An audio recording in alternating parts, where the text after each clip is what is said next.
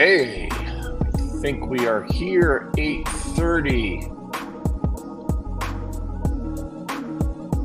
live on Facebook. How do I get rid of that? There we go. Facebook, LinkedIn, YouTube, X, Instagram. We are good to go as long as I can pause this music. Let me figure out how I do that. All right, welcome everybody. Welcome to Mornings with Scott, the best damn business show for medium and small businesses on the planet. I hope that background doesn't bother you too much. I'm traveling in Calgary today, off to Edmonton this afternoon, doing that swing. I hope everybody's having a great week here as we are October 16th, episode 289, if I didn't say that already. As I'm logging in here, I'm checking out Canadian cannabis stocks. And they're just sucking. Like Roar's up less than 1%, Canopy's up 1.2%. Yet Kamala Harris announced yesterday that she was going to legalize weed. She was going to legalize weed in the U.S. And so you would have thought the Canadian cannabis stocks would explode because that's what they're waiting for, but not the case. Now, why is that? Is it because the markets don't believe she's going to get elected, or is it that everybody just knows the fact that there's no chance in hell she's going to get this?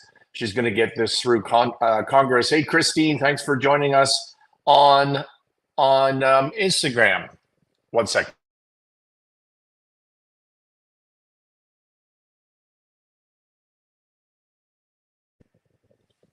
Terrible allergies this morning when I get to Calgary. This is always the case. So that's not going to go through. Just a note on yesterday's show, actually 2 notes on yesterday's show. I gave you a coupon, a discount code for my course, and I gave you the wrong code, or we set up the code incorrectly. So I'm going to correct that in a minute. And also, I'm just laughing. Do you remember we did the Wall Street Journal did an article on martinis, and I covered that yesterday because, you know, I like my martinis, and I had a cap on yesterday that said martinis with Scott, and because of that, TikTok banned all of our social clips that came out of yesterday's show.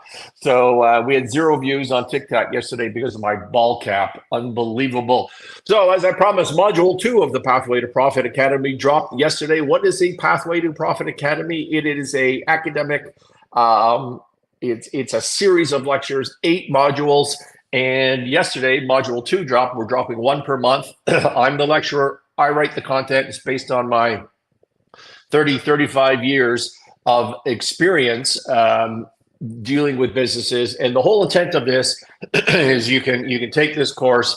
It's tremendous value for money, probably the best value for money you're going to find anywhere on a business course geared towards medium and small business. It's not some big fancy academic theories like efficient market hypothesis and all this sort of crap. This is like roll up the sleeves, nitty gritty, how to earn more profit and raise capital for your business. So module 2 dropped yesterday, and that was on cash flow. It is called Mastering Cash Flow, Build and Sustain Financial Health. The lecture is about, just like module 1, about an hour and 40 minutes of content plus a downloadable PDF workbook. And collectively, you will learn how to budget, manage, improve, and communicate your cash flow. So that's the benefits you're going to get out of this. You'll learn how to build a Excel spreadsheet financial model, a 13-week cash flow model, not only for your own planning and to improve your cash flow, but to pitch your deal to investors in a format that everybody understands and that works really, really well. And you can also use that model to negotiate with your current stakeholders should you need to do that. So you can go buy that. There's a link in the notes, and you can go buy that as a separate module. You can buy module 1 as a separate module, or you can buy the whole course of 8 modules. And obviously that's going to be a better deal for you. Right now, in the notes, you'll see there is a 50% off discount code. And this is the code that I gave you wrong yesterday. The code is Mornings with Scott, but it is all one word with no capital letters. That's the trick from yesterday. So you'll see that in the notes, Mornings with Scott, and if you, it's only good for the week. It's because you listen to this show. So thank you for joining us on the show. And you're going to say to me, some of you are going to say to me, Scott, I can't spreadsheet. Like I'm not a numbers person. I'm just running my business. I've got my little cafe in town here. I don't want to crunch numbers. Well, you can fix that.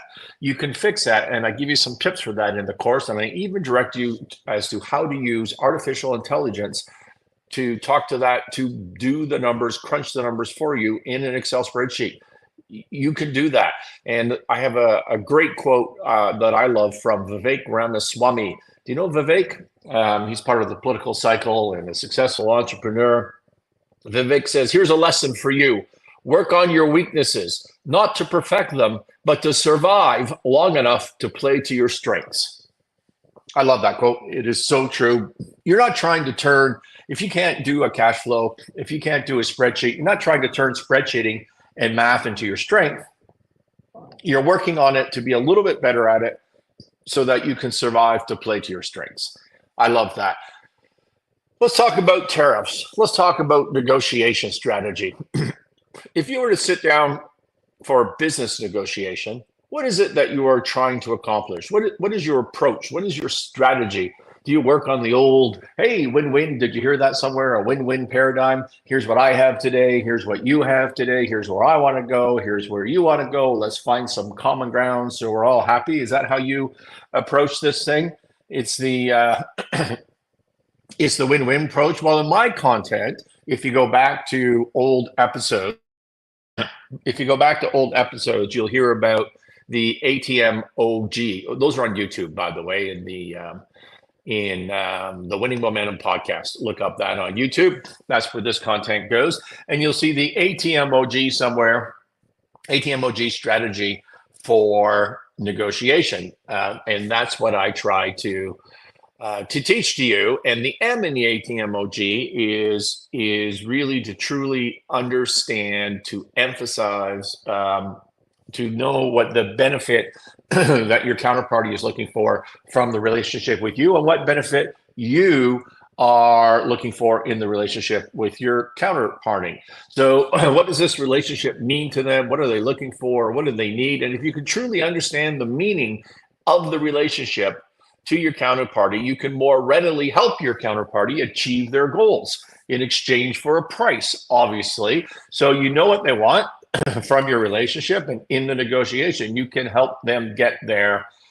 in exchange for something that you want for a price. And that would be the help me help you negotiation from Jeremy Maguire. Help me help you, but you need to understand what they want if you're going to use that. But what if you're entering a situation where your counterparty already has what they want from the relationship? It's you that wants more, but the other side doesn't want any more. They've already got what they want out of the relationship. What do you do with that? What if it's just you that wants the better deal and you don't want to give up anything because you've already given up a lot. So you want to give up very, very little to get to where you want to go. Well, if that were true, then you need two things.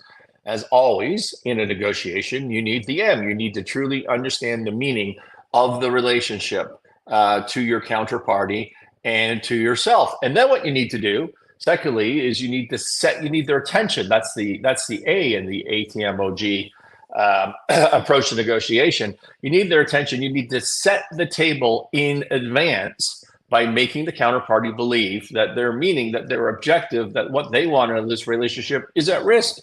It's going to disappear. Well, now you have their attention. They already had something. Now they believe heading into this discussion, into this negotiation, that they're going to lose that. You need their attention.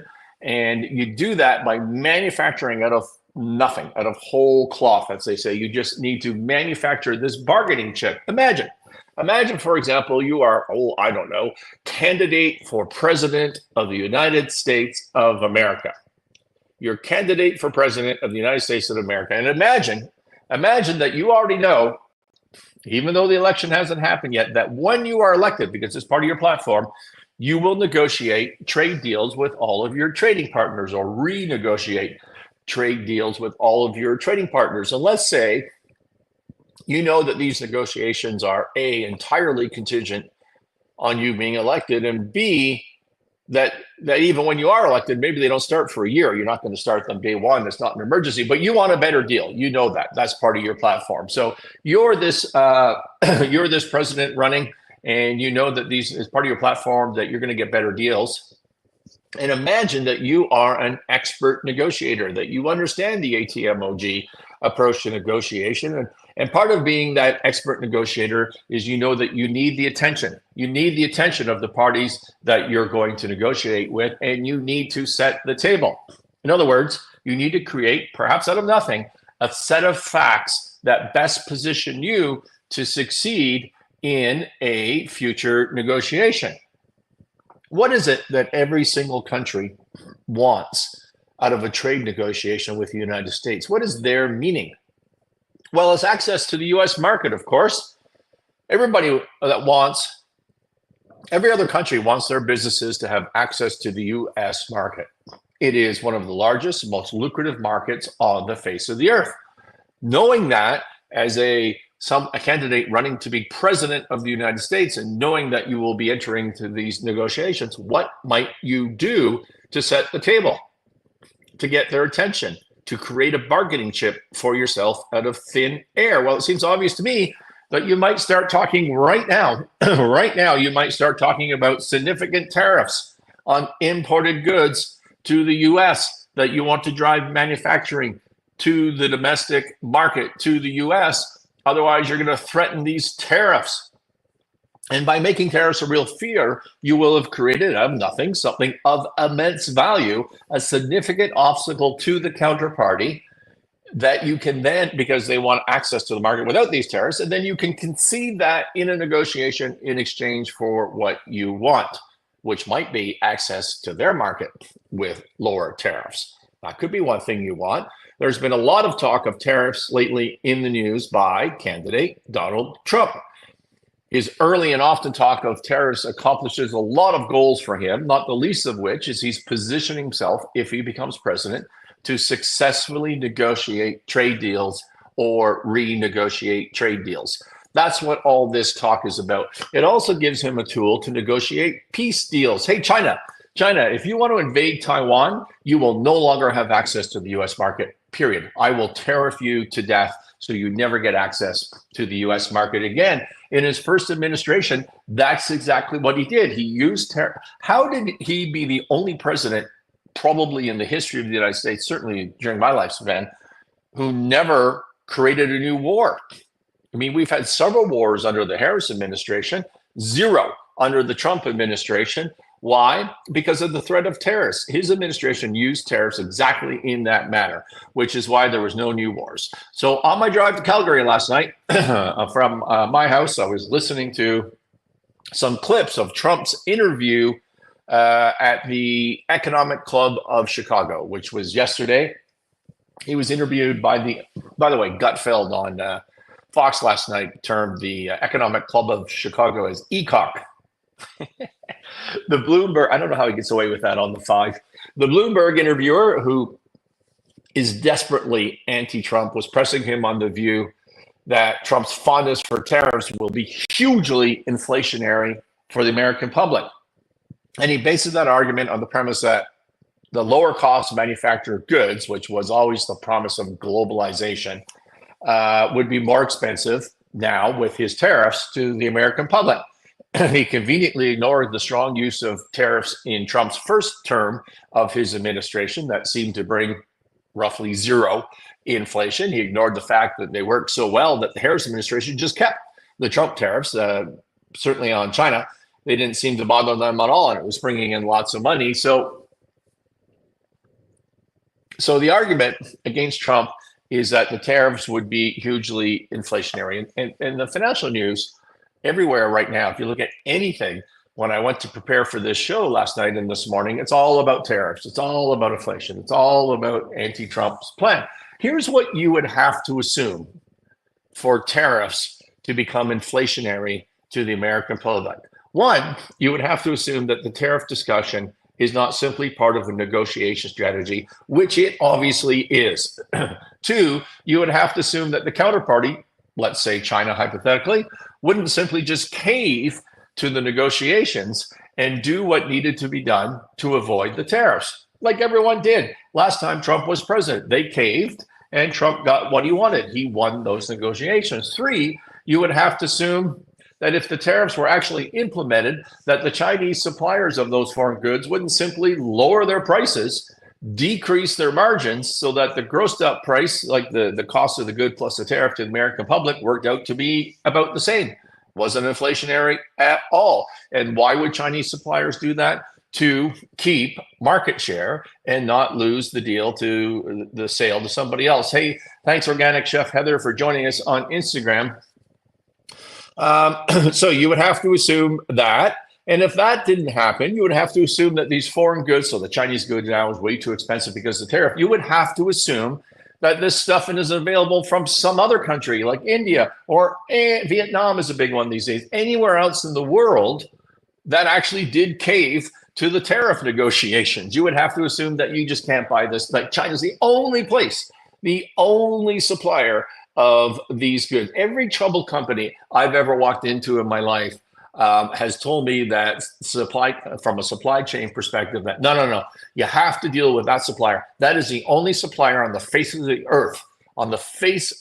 earth, that actually supplies this product. Can't buy that anywhere else. Nope, can't do it. Can't be done. You would have to assume that there's no other country to buy this from. And if that didn't happen, you would have to assume that the capitalist system itself fails to create a domestic manufacturer to fill the need of this now overly expensive Chinese good because of tariffs. Like all those things would have to be assumed before tariffs would become inflationary to the American public. The entire argument of the Democrats and the left-leaning economists is just stupid, and it's disingenuous.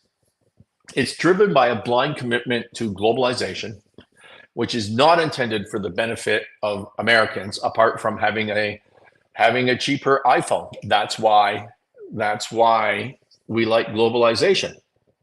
And more recently, it's driven by a blind hatred of pretty much anything Trump says. Tariffs will not be inflationary to the American public. By the way, Trump's list of countries that he wants to renegotiate with and possibly attack with tariffs includes Canada. Canada, our poor little country where I'm sitting right now in the city of Calgary. Canadians pride themselves, ever since I've been paying attention, they pride themselves in their negotiation with the Americans. When we negotiated the most recent trade deal with the U.S., our liberal hero, Chrystia Freeland, was so proud of herself. She came back to Canada and she bragged. She bragged that she won the negotiations for the new trade deal against the U.S. And the reason she won, when somebody said, well, you know, we actually lost a bunch of stuff compared to the original free trade agreement. And she said, no, we won the negotiation because, quite frankly, we lost less than we thought we were going to lose. That was her position. She lost less than she thought she was going to lose, and therefore, that's a win. That's a win.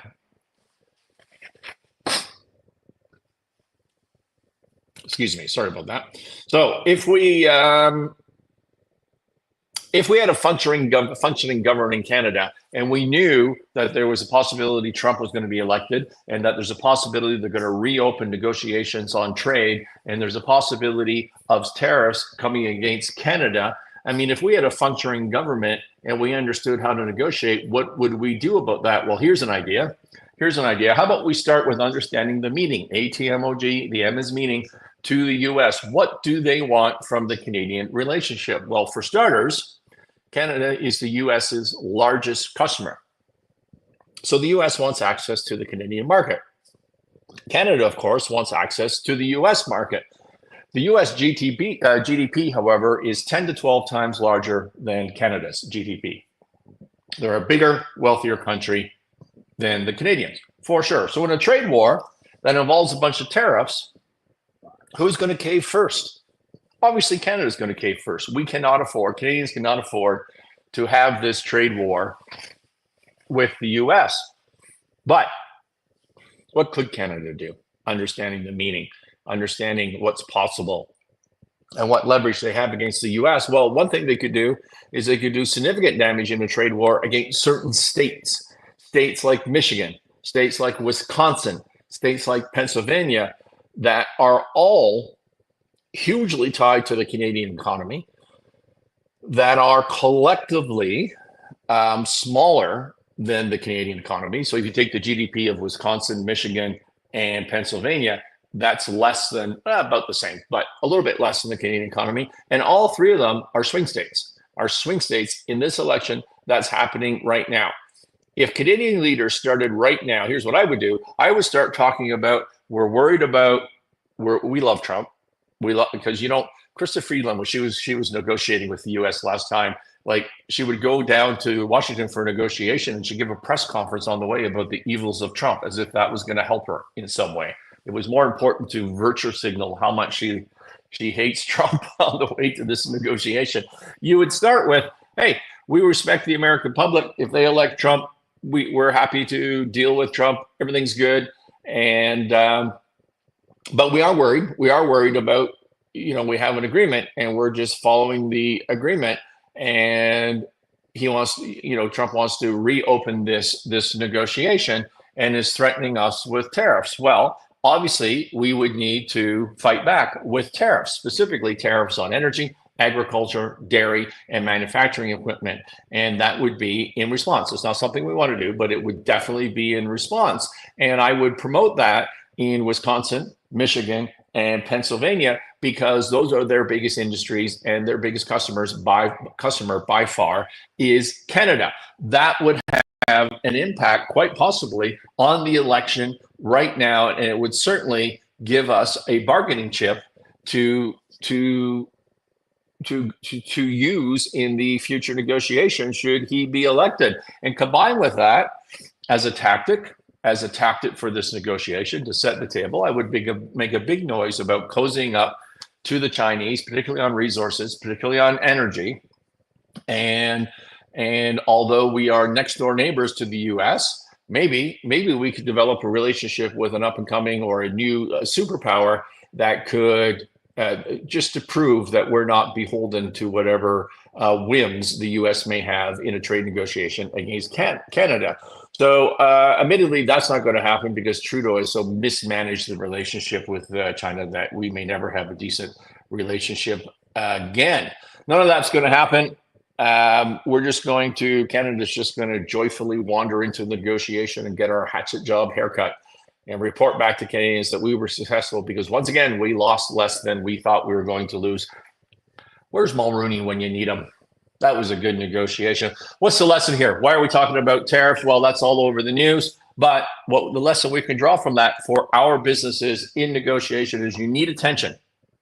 If your counterparty already has what they want from your relationship, then what you need to do is to get their attention, and you need to do that by threatening to create a plausible reason to threaten to take away what they want out of that relationship, and you have created a bargaining chip for yourself. You need to understand the meaning of the relationship to do that, both for you and your counterparty. You need to set the table.